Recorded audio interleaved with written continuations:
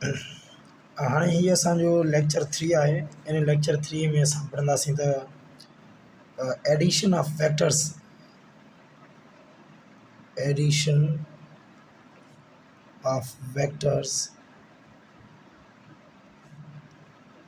By head and tail rule.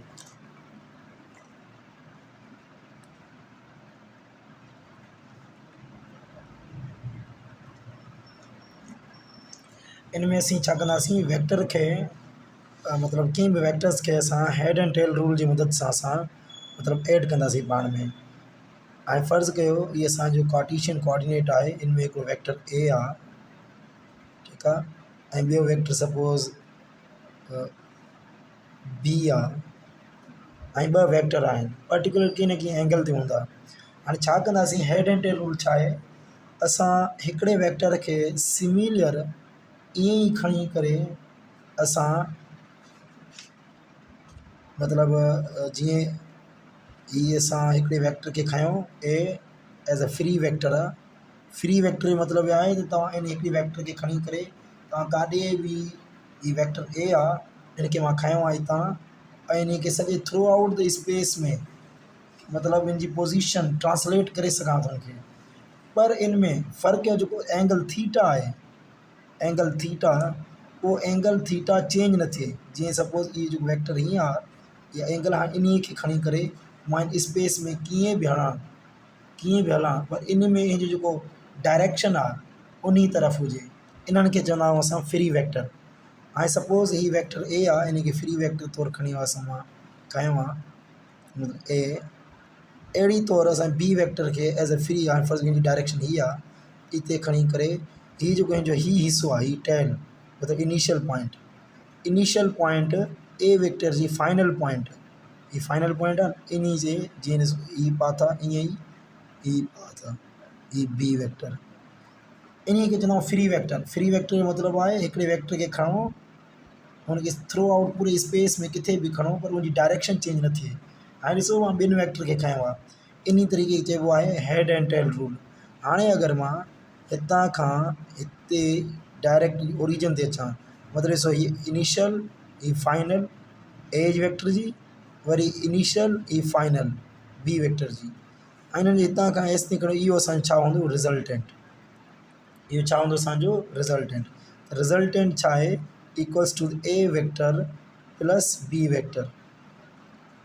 हिन में छा कयो आहे, मां ॿिनि वेक्टर्स के सेम डायरेक्शन सां, इन जी जेका एंगल आहे थीटा ग्राउंड खां उहा वाई रहणु घुरिजे, ऐं अगरि बिल्कुलु मां सीधी लाइन कढां जी हितां जी एक्स एक्सिस आहे, हिते बि एक्स एक्सिस कढां, ऐं हिते जेका हिन जी जेका थीटा टू बी जी वेक्टर आहे उते साॻियो ई थीटा बी जी वेक्टर हुजे। मतलब इन अमल के चवंदा आहियूं असां हेड एंड टेल रूल।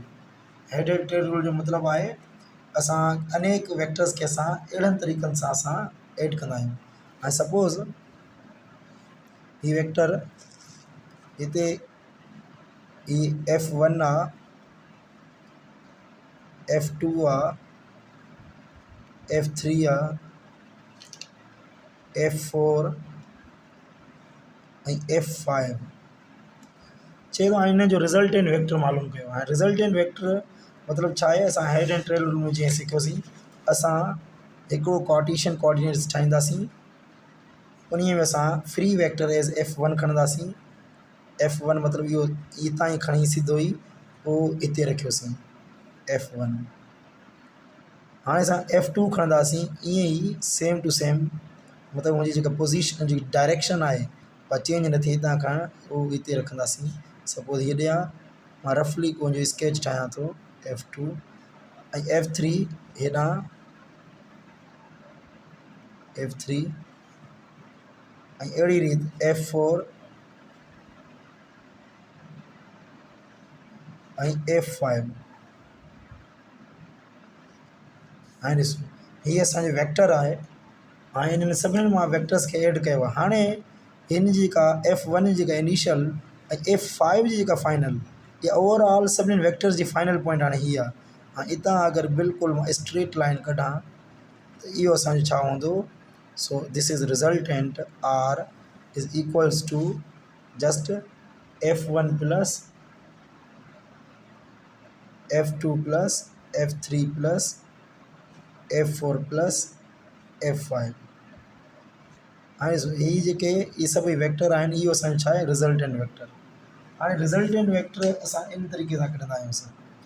हाणे ॾिसो हिकिड़ो ॿियो असांजो आहे multiplication of scalar by vector. मतिलबु को एम आहे को स्केलर आहे एम।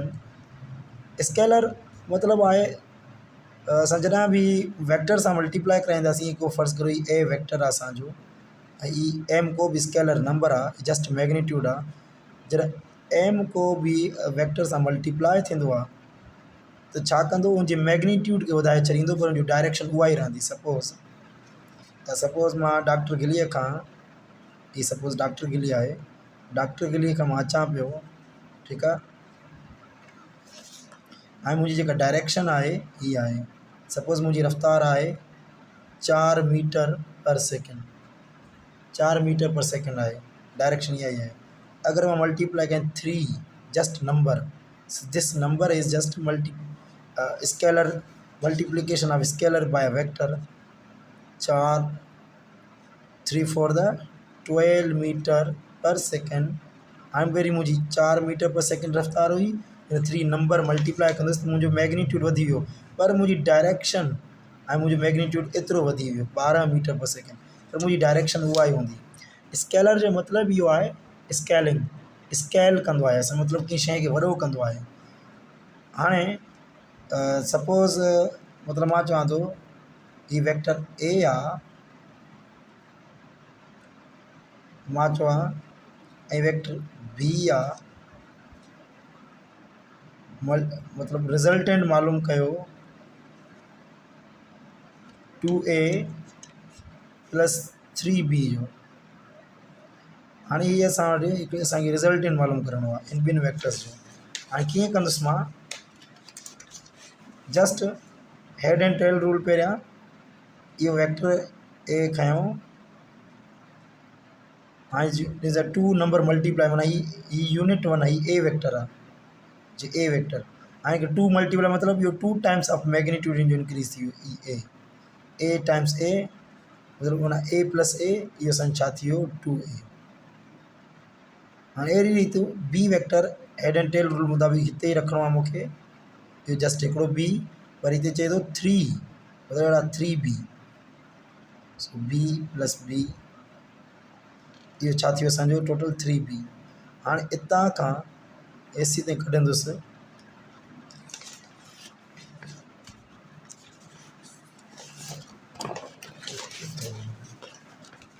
हाणे हितां ही हिकिड़ो माना ए वेक्टर ऐं बी वेक्टर मिलियल आहे, ए ऐं बी, पर हाणे चए थो रिज़ल्टेंट में 2 times of A plus 3 times of be in जो मालूम कयो। त असां छा कंदासीं, मतिलबु स्केलर मल्टीप्लाई, स्केलर छा कंदो उन डायरेक्शन में जस्ट उनजो मैग्नीट्यूड वधाईंदो। मां चयो तव्हांखे मैग्नीट्यूड असां ज़ाहिर कंदा आहियूं वेक्टर जी लेंथ सां, ऐं 2 टाइम्स आहे त मतिलबु उन साॻी लेंथ जो हाणे दुगनी थी वेंदो। हाणे इहो ए प्लस ए थी वियो असांजो 2a। हाणे हेड एंड टेल मुताबिक़ बी वेक्टर खणी करे हिते रखियमि, त हीअ बी वेक्टर, त हाणे हीअ ॿियो बी वेक्टर हिन सां आयो, हीअ बी वेक्टर मतिलबु घणा थिया 3b। हाणे हितां खां वठी करे एसी ते मां जॾहिं ऐड कयो, इहो असांजो रिज़ल्टेंट निकितो, जेको रिज़ल्टेंट बराबरि आहे 2a जे ऐं प्लस 3b जे। हाणे ॿियो ज़हन में रखणु घुरिजे, जॾहिं वेक्टर हिकिड़ो हीअं वञे पियो ए, त इन जो ऑपोज़िट असांजो उहो उनजो नेगेटिव वेक्टर थी वेंदो। माना negative vector means changing its direction. हाणे अगरि छा थींदो, अगरि इक्वल वेक्टर उहे हूंदा आहिनि जॾहिं मैग्नीट्यूड बि सेम हुजे ऐं डायरेक्शन बि सेम हुजे, त हुनखे चवंदा असां इक्वल, मैग्नीट्यूड बि सेम हुजे ऐं मतिलबु डायरेक्शन, मतिलबु हीअ तीर ॾियां थो, डायरेक्शन बि सेम हुजे, इन्हनि ॿिन्हिनि वेक्टर्स खे असां चवंदासीं इक्वल वेक्टर्स, ठीकु आहे न। ॿ वेक्टर्स मैग्नीट्यूड बि सेम ऐं डायरेक्शन बि सेम, असांजी इक्वल वेक्टर आहिनि। सपोज चए थो डिफरेंस ऑफ इक्वल वेक्टर मालूम मतिलबु छा थींदो, मतिलबु हिकिड़ो वेक्टर जीअं ॾिसो ए टाइम्स ए वेक्टर ऐं माइनस, मतिलबु हिकिड़ो वेक्टर हीअं थो वञे त सेम मैग्नीट्यूड ऑपोज़िट डायरेक्शन में ई माइनस, मतिलबु ए ई माइनस ए, त हुनजो रिज़ल्टेंट कीअं निकिरंदो, हुनजो रिज़ल्टेंट असांजो निकिरंदो ज़ीरो। अगरि उहो ज़ीरो जेको वेक्टर इन खे असां चवंदा आहियूं नल वेक्टर। नल वेक्टर जो मैग्नीट्यूड ज़ीरो त थींदो जॾहिं नल वेक्टर मतिलबु इहो तॾहिं ई थींदो आहे जॾहिं सेम मैग्नीट्यूड जा वेक्टर ऑपोज़िट डायरेक्शन में एक्ट कनि ऐं उन्हनि जो असां रिज़ल्टेंट कढूं, मतिलबु resultant is equal A vector plus minus A vector plus minus minus, so A plus minus minus A कटिजी विया। जीअं थी ॿ वेक्टर हुआ रिज़ल्टेंट बि असांजो वेक्टर अचणु घुरिजे, पर हीउ त अची वियो ज़ीरो। हाणे ज़ीरो वेक्टर कीअं थियो, हाणे ज़ीरो जी डायरेक्शन, ज़ीरो जी का बि डायरेक्शन कोन्हे, ना ई मैग्नीट्यूड आहे, पर असां इहो चवंदा आहियूं इन खे नल वेक्टर चइजे। नल वेक्टर जो मतिलबु आहे अगरि सम हाउ हिन वटि डायरेक्शन हुजे हा, अगरि हिन वटि मैग्नीट्यूड हुजे हा त का न का पर्टिकुलर डायरेक्शन हुजे हिन जी, पर हिन जो मैग्नीट्यूड ज़ीरो थी वियो आहे, इन करे हिन जी का बि डायरेक्शन असां सेटिस्फाई या जस्टिफाई नथा करे सघूं। नल वेक्टर मतिलबु it may has direction but it does not have any magnitude, so that it is null vector. And or we can say that it is just null vector is just a result of opposite of two equal vectors, or difference or resultant of two opposite equal but in opposite vector। ब equal vector और एक ॿिए जो opposite हुआ, इन करे हुनजो नतीजो मैग्नीट्यूड असांजो ज़ीरो आयो आहे। ठीकु आहे न।